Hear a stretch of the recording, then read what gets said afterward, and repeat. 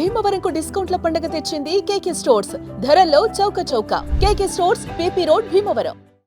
ఈ రోజు మీరు చూస్తే దేశం మొత్తం యుద్ధ వాతావరణంలో ఉంది. ఏదైతే మన వాళ్ళ మీద ఎవరైతే టెర్రరిస్టులు ఉన్నారో వాళ్ళు వచ్చి దాడులు చేయడం, దానిపైన దేశమంతా కూడా ఎక్కడికక్కడ చలించిపోవడం, అది చూసిన తర్వాత ఇప్పుడే కాదు ఎప్పుడూ మన దేశం టెర్రరిజానికి వ్యతిరేకం. ప్రజాస్వామ్యంలో టెర్రరిస్టులకు ఎక్కడా అవకాశమే లేదు. అలాంటిది మన దేశంలో ఎవరైతే మీరు చూస్తే దేశంలో చాలామంది వివిధ ప్రాంతాలకు చెందిన వ్యక్తులు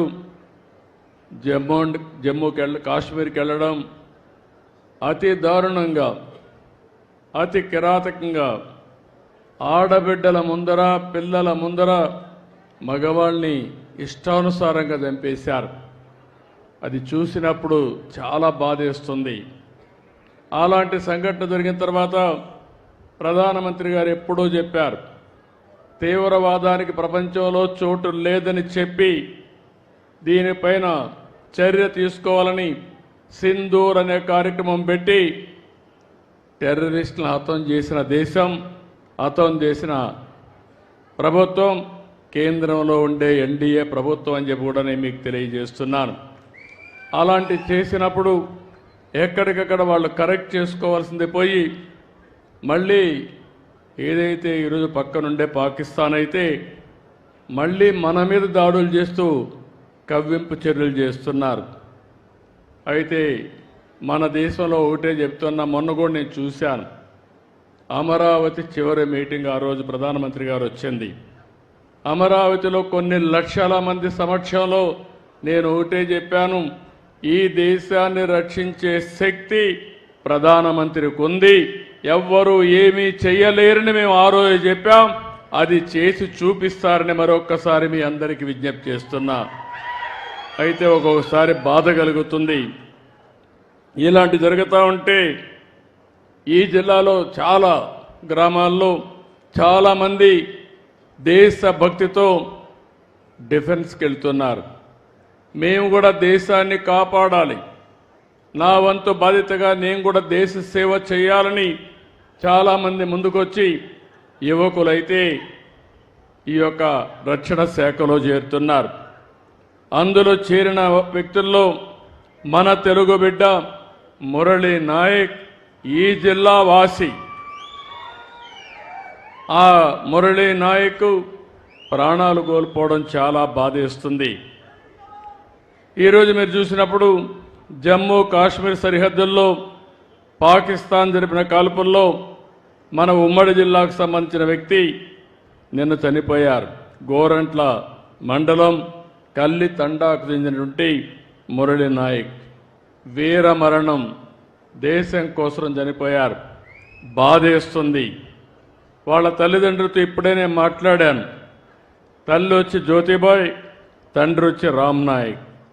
వారికి నా ప్రగాఢ సానుభూతి తెలియజేస్తున్నా.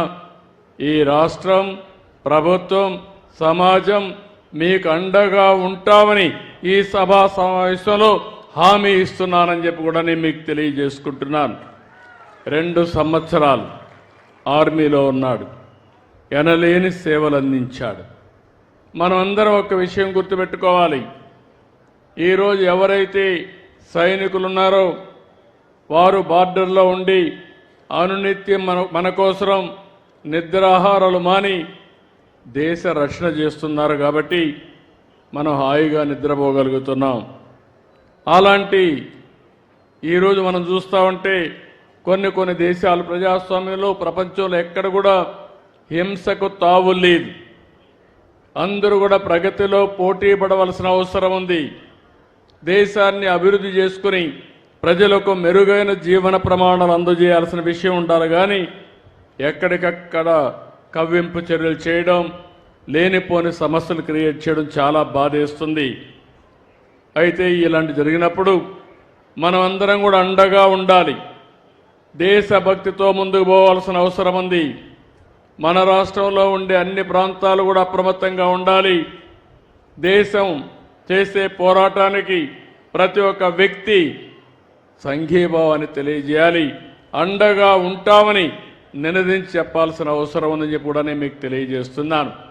అందుకే ఇప్పుడే కేశవ్ గారు అన్నట్టు భారత్ మాతాకి అంటే గట్టిగా చేయని మనమందరం నినదించడమే కాకుండా అండగా ఉండాలని చెప్పి మరొకసారి కోరుతున్నా.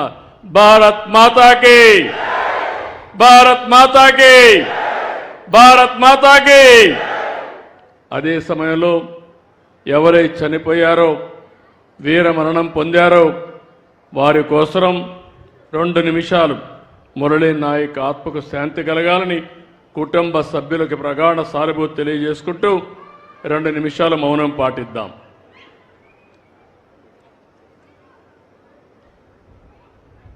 సుమన్ టీవీలో మీ పర్సనల్ అండ్ బిజినెస్ ప్రమోషన్స్ కోసం కింది నెంబర్కి కాంటాక్ట్ చేయండి.